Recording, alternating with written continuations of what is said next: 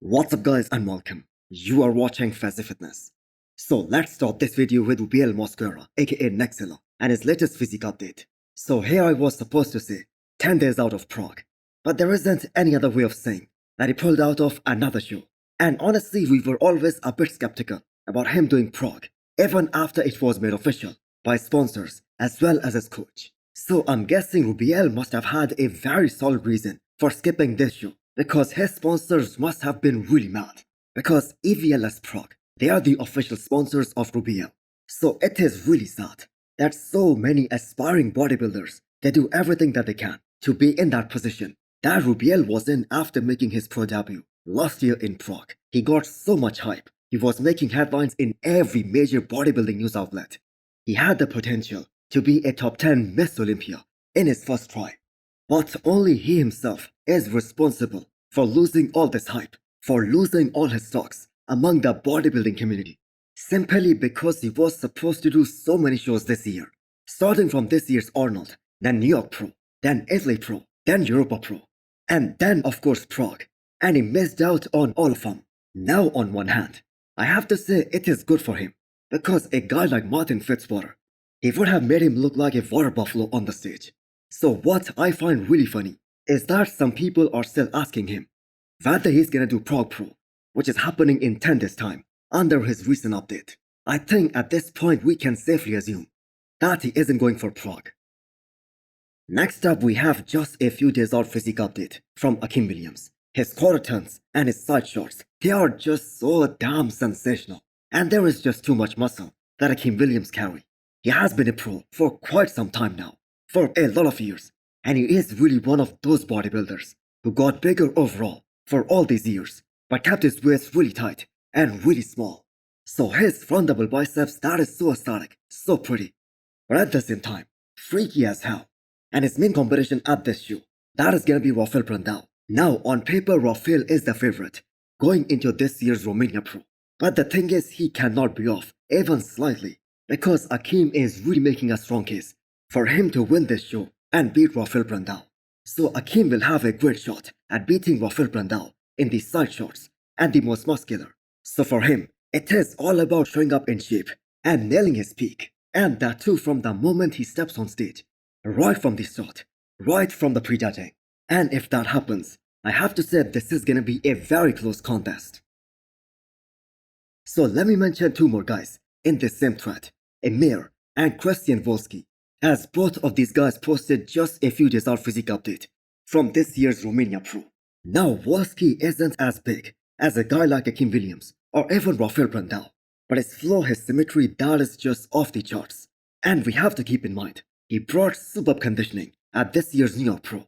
The only flaw that Wolski has, based on this update, is that he just needs a bit more size in the upper body and more thickness in the hamstrings and the adductors. So for that size that Wolski has, his front double biceps and that front large spread, they are as good as they can be. So he posted all of his mandatories in this latest update, and I have got to say the man looks to be in a phenomenal condition as well. So he is gonna be right up there in the mix. So Emir versus Wolski, that is gonna be a great matchup, as both these guys went back and forth earlier this year. Now Emir doesn't have the symmetry or the aesthetics that Wolski has, but you bet he is gonna be absolutely shredded and really ripped to the bone, as we have seen from him so many times. Next up we have the physique update of the youngest IFB pro in the history of the sport. Him and Lee Priest, they both won their pro cards at the age of 20. Nihat Kaya, and the way he showed up for his pro debut at this year's Dubai Pro, he is definitely gonna be a future bodybuilding star in the 212 division. I mean, that guy was able to beat a top 10 Olympian at his first ever pro show, and the only reason he wasn't able to beat Angel Calderon, a guy who has placed as high as second in the 212 Miss Olympia, is because he was lacking the hardness and the muscle maturity, the kind of maturity that we see on a guy like Angel, which comes after years and years of training and really hard work. Still, that was an awesome comparison between these two guys. So Patrick Tour is turning him into a muscle machine. So Nihat Kaya is looking really massive in his recent off-season physique update, and there is zero doubt that he is gonna make it to the Olympia stage next year. I mean, he could have made it there this year as well, but he shut the season down after just one show.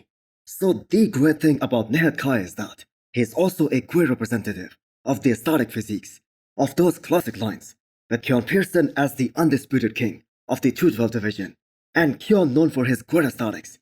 Nihat Kaya can be the future of this division. That guy is just 22 years old, and there is just so much time on his side. And just because he got his visa denied for some shows before Dubai Pro, it was a long prep, and that is why he played it safe and shut the season down after this year's Dubai Pro. So Nihat Kaya has the goods to place as high as top 6 at his Olympia debut. But do let me know what you guys think. This is Fabian Sylvian, the classic physique athlete who made his Olympia debut at this past Miss Olympia. Unfortunately, he could not complete his posing routine at the prejudging and rushed off the stage because he was having just so much pain and so much discomfort. I think he looked really great at the Olympia this year. He was in a superb condition because I think we can all agree his Christmas tree did not look as good at the Olympia qualifiers as it did at the Olympia this year. It's kinda too bad that we did not get to see him in the callouts.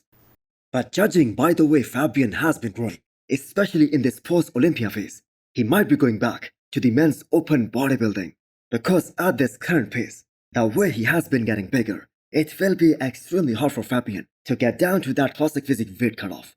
So Ramondino was asked about the possible switch to the men's open bodybuilding, and his response also directs towards the possibility of Fabian going to men's open class. Now for the record, Fabian has already made his debut in the men's open back in 2022, so Hassan Mustafa won that show, and obviously Fabian wasn't at the same level of size as some of these other guys in the open. So even with these new classic physique weight regulations, it seems like he still lost some muscle and some pop while making that weight. So do you guys think Fabian should give classic physique division another shot, or waste no time and move to the men's open once and for all, just like Stefan? Next up we have Justin Shire, one of the former clients of Matt Jensen, just giving us a reminder on how good he looked during his rookie year as an IFB pro. He was able to win his pro debut, and that in itself is massive statement about his true potential. So this throwback video, that is just a reminder on how good of a physique that is, especially with the added size. And you bet, whenever he steps back on the stage in 2025, he is gonna be bigger and a lot better than what we saw from him last year. So Justin's Olympia debut, that was sort of disappointing as he was aiming to place top 10. But as soon as he was done with that competition, he was very clear about taking the next year completely off and focus on getting bigger, putting on more muscle in all the right areas. So Justin has got the ideal proportions any bodybuilder can ask for, especially from the front.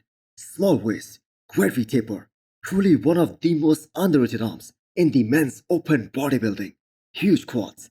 I personally think his arms are some of the biggest in the men's open at the moment.